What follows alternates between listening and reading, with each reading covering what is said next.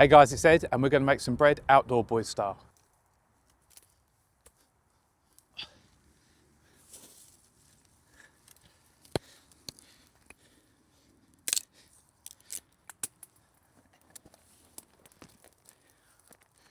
I'm in amongst all these trees, it's quite dense around here. Let's get a fire going. We only need a little one, so we'll just get some firewood to get that going. Right, before I collect any more firewood, what I thought I should do is get the bread mix on the go. So I've got the ingredients with me in my nice little bag here. And what we're going to do is we're going to mix these up now. We need the yeast to activate and we need about an hour or so for it to fully rise. So if we do that now, we can keep this in our pocket to keep it warm so it can rise. Then we can continue collecting some firewood.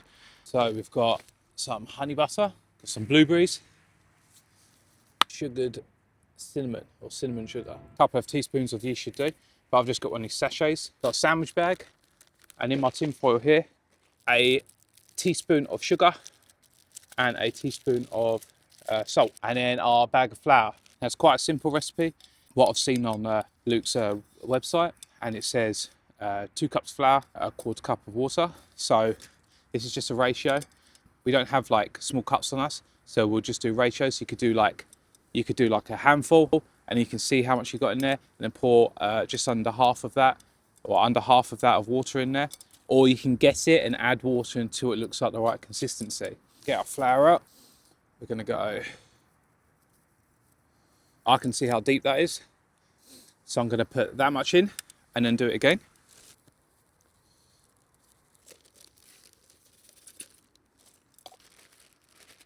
Then you should add some water. Ideally you'd use warm water. I haven't made the fire yet, so we're gonna use our body heat to warm it up. So I'm gonna pour some water in there.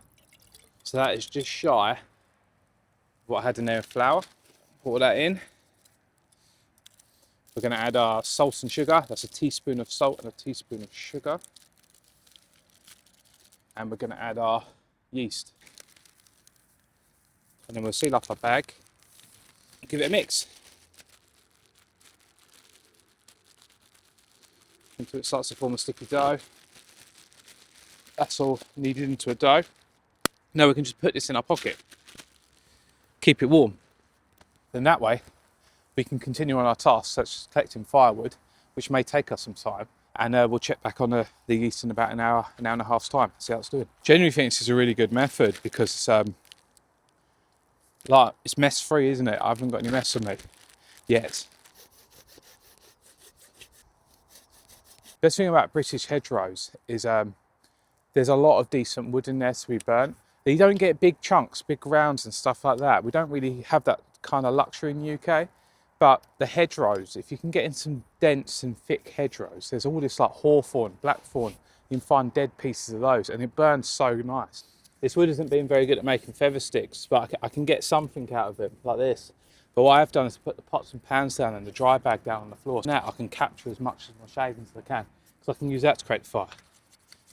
Check out how sharp this hawthorn is.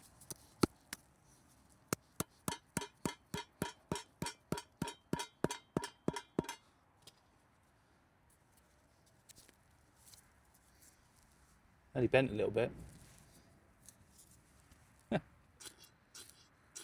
Yeah.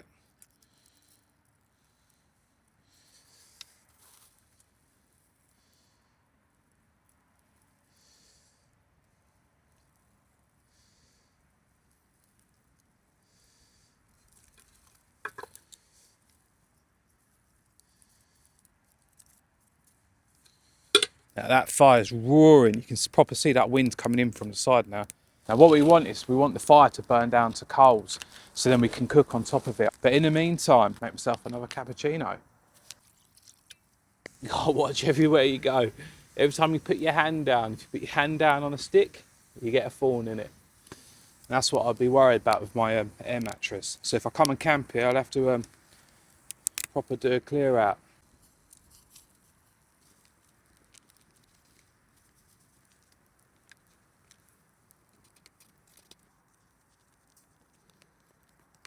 I've gone and taken the bread mix out of my pocket.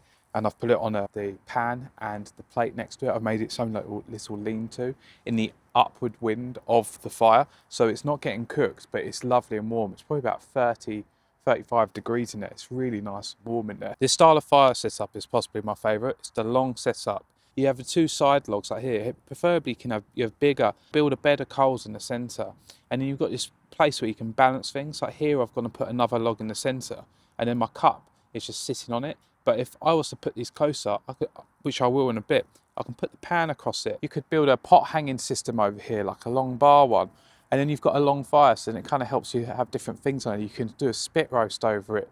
You can use one bit over here for cooking off of, and over here you're creating the coals. It's just kind of very versatile fire. And they're very easy and stable because you've got the two bits of wood on the outside, which I've used hardwood, which I would recommend. But they also bounce a lot of heat back and create the coals themselves. So it's just a really stable fire. So I've got my pot of honey and butter.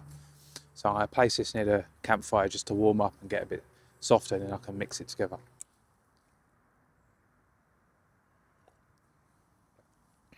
So the fire's burnt down to some nice coals. This is excellent and almost just in time. And under here, I've been keeping the dough, and it's risen quite a bit. I keep poking it and deflating it, but I can see that's very aerated. It's risen and it's lovely and warm in there. It's like its own little hot box I've got. So I've just cooked up some bacon to grease up the pan. As I said, I forgot the oil or extra butter, so we're going to use some bacon juices. A nice greased pan now. Look at that.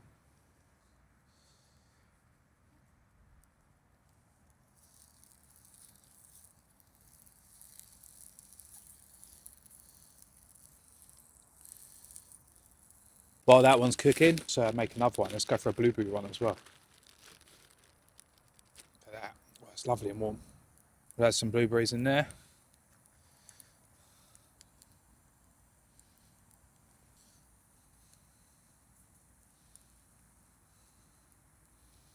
That's our blueberry one. And our last one, we'll make a cinnamon one. Now, I've got the cinnamon dusting to go on top, but we'll add a little bit with it as well, just to help with some flavour. Got a cinnamon pot. Just add a little bit. Then we'll dust that on afterwards. See the cinnamon coming through the dough now. Give this one a flip. It's a little bit burnt, but that's okay. So I got distracted making more.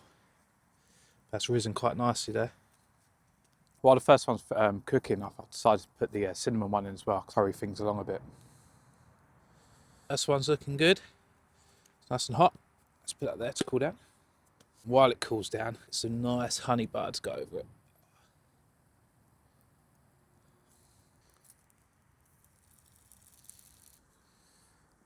Look at that honey butter bread.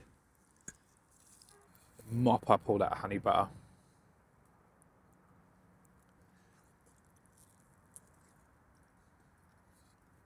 So good.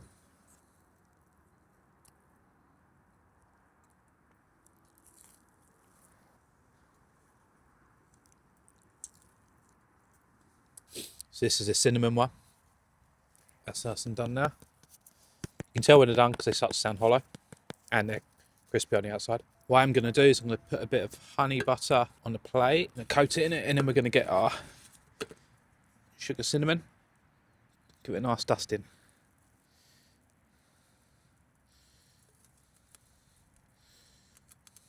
If anyone's interested in that little pot that I made, go check out my last video. I made it from a burdock. Here we go, it's our cinnamon bread.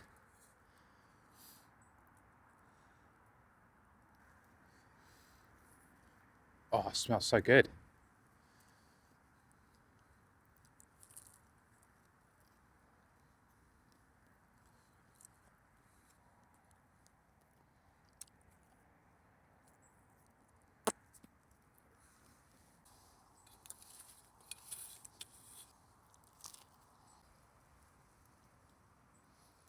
And last, but hopefully not least, the blueberry one.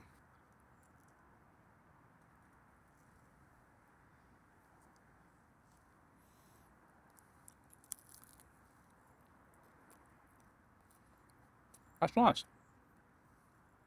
Oh, blueberries are hot. Oh, yeah, the blueberry one's good. And that is how you make bread outdoor boys style. I added my own little twist with the cinnamon sugar and the blueberries. I think he's done them before as well, the blueberries. Give it a try. It's actually quite fun making some bread outdoors, especially on a pan. So yeah, if you like that, please like and subscribe, and I'll catch you on the next one.